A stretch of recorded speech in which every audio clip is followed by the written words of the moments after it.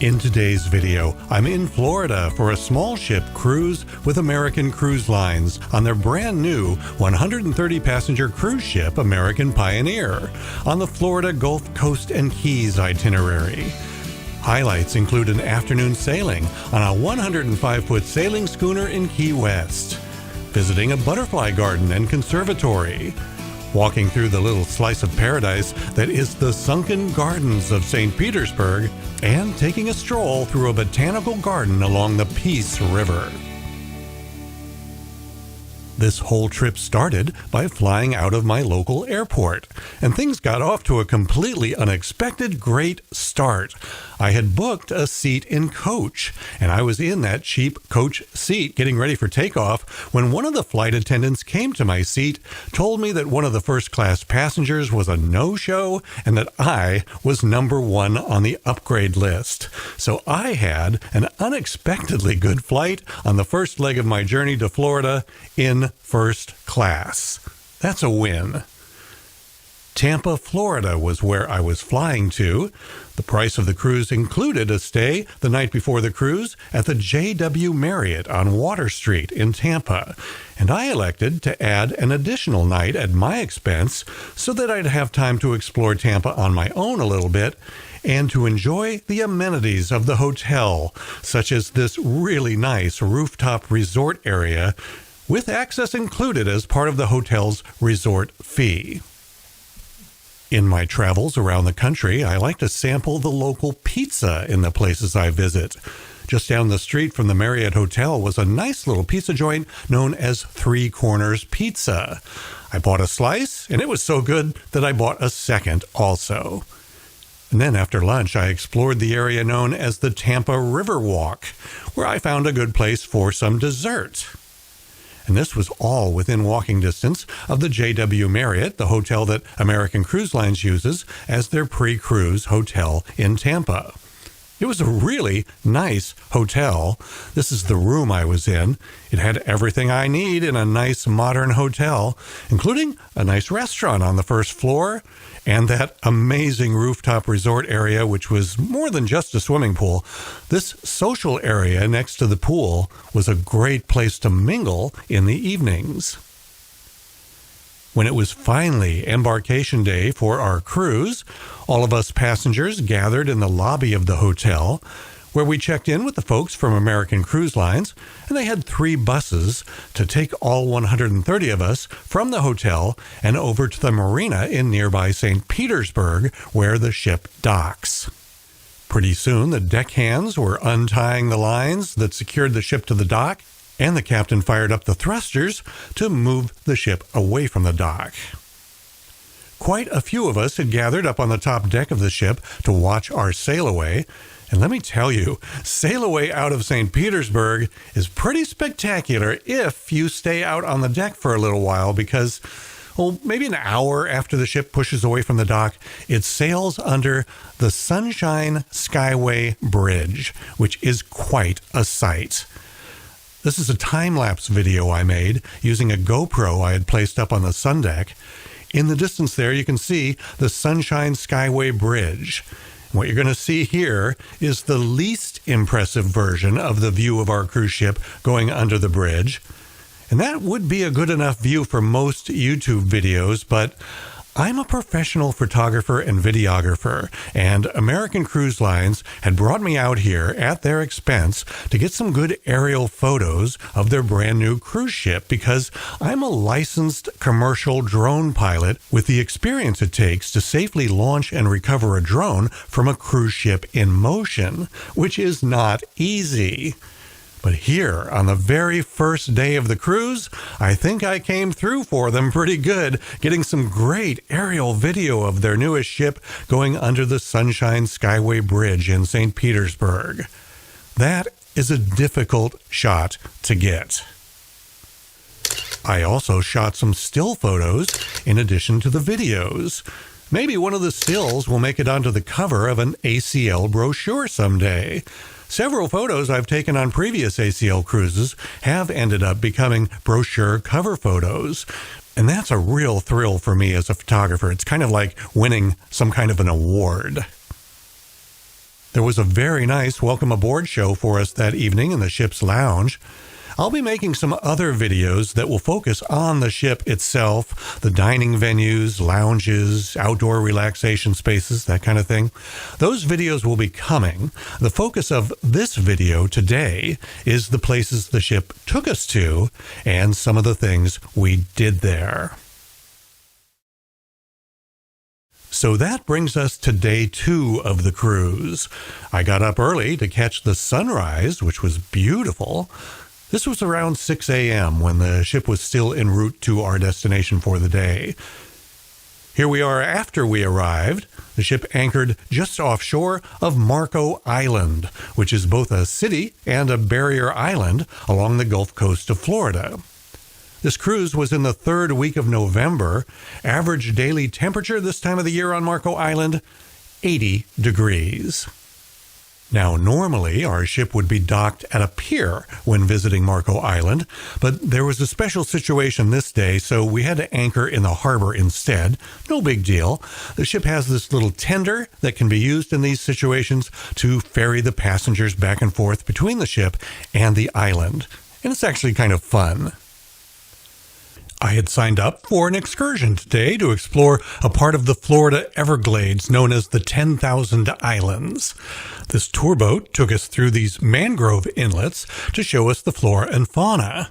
Unfortunately, I had brought the totally wrong camera with me for this. I did not have the camera with the big zoom lens that would have done these shots justice. There's a manatee under the surface right there, but you can't really see it. There's a dolphin doing some fishing, but I mostly missed it. I'm just doing a horrible job here of documenting what there is to see on this excursion. This is the only halfway decent shot I got all day, so mostly I failed, but I will redeem myself later on during the other excursions as this cruise goes on. From our cruise ship anchored off Marco Island, we had a beautiful view of the sunset that night. This was about 6 p.m., so all the other passengers were inside the ship enjoying cocktail hour in the lounge or dinner in the restaurant. That's why you don't see anybody out on deck with me. The next day, day 3 of our cruise, was certainly one of the best days of the whole cruise for me. We were docked in Key West, Florida, one of the most fun places to visit in all of Florida. Just about everything in Key West is for the pleasure of you, the tourist. The town is full of restaurants and bars and entertainment venues. If you don't have fun during a visit to Key West, I'm pretty sure it's your fault. Key West does its part better than most tourist destinations. It's a fun town. And hey, if you'd like to bring back a souvenir from your vacations, oh my, the shopping in Key West. There's a little something for everyone. Now, the center of the tourist scene in Key West is a place called Mallory Square. You can see they had started to decorate it for Christmas at this point in November when we visited. Because we are a small cruise ship, not one of those big mega ships, we got to dock at the best pier in Key West, the pier right at Mallory Square. It was fantastic. I had been to Key West once before. That was on a big cruise ship. It was a bit of a hike from that ship to the center of the fun in town, but our ship, American Pioneer, literally docked right there. Now, I mentioned earlier that this day would be one of the best of the whole cruise for me, and this is the reason why. That's a 105-foot sailing schooner known as America 2.0. Built in 2011, she's a recreation of the original sailing schooner America, which was a famous racing yacht that won the very first America's Cup in 1851. I've got to tell you, I love all types of ships and boats, but I really love the opportunity to get out on the water on a sailboat. And a classic like this, it was really a treat to sail on her for a couple of hours in the waters off Key West. This schooner sails out of New York City for most of the year, but she sails down the East Coast in the late fall and sails out of Key West during the winter months. This was an excursion that was very popular among my fellow American Cruise Line passengers. The weather was perfect. There was just the right amount of wind. You talk about a perfect vacation day. That's what this was for me. And at $95 per person, I thought this excursion was a bargain. It was more than worth that to me. Listen, if you're enjoying this video, I need a favor. Please click on the like button, the little thumbs up button. That simple thing helps me so much because it tells YouTube's algorithm that this is a good video that they should recommend to other people. So thanks for a thumbs up. Now, I mentioned that Mallory Square, where our ship is docked, is a focal point for fun in Key West. This is especially true every night of the year at sunset. They have an event in Mallory Square called Sunset Celebration every night. I'd have to describe it as a street festival of sorts, timed to coincide with the sunset each night. The place fills up with tourists who have all come together to just enjoy watching the sunset as a group. It's fun. And once the sun fully dropped out of view, the crowd literally exploded in unanimous applause. And after Mother Nature's show was complete, the street artists started putting on a little show in the square. It was fun, and it'll be a memory of Key West that I'll keep with me for a long time. But wait, there's more. Our ship actually spent 2 days in Key West, docked here at Mallory Square. This was the view of the square from the balcony of my cabin when I woke up that morning on our second day here. You can see the weather went downhill a little bit overnight. Clouds had come in and the wind picked up a little. It wasn't cold, though. This is Key West. I think the temp when I woke up was in the low 60s, and it got up there close to 80 degrees by midday. There were 2 excursions I signed up for today, one in the morning, one in the afternoon. The morning excursion took me to a delightful, peaceful place that I truly enjoyed visiting, the Key West Butterfly and Nature Conservatory. It's a popular, climate-controlled, glass-domed habitat that offers visitors an immersive, tranquil experience walking among hundreds of free-flying butterflies and exotic birds in a lush, tropical environment. The main attraction is a spacious, glass-enclosed conservatory that replicates a tropical rainforest, complete with flowering plants, trees, a cascading waterfall, and other water features, all connected by a winding path with plenty of places to linger and take in the views. There are typically 50 or more different species of butterflies flying freely, resting on the abundant foliage, or feeding on fruit plates. The conservatory is also home to over 20 species of exotic butterfly-friendly birds. They've also got turtles, which move very slowly, but they were fun to watch.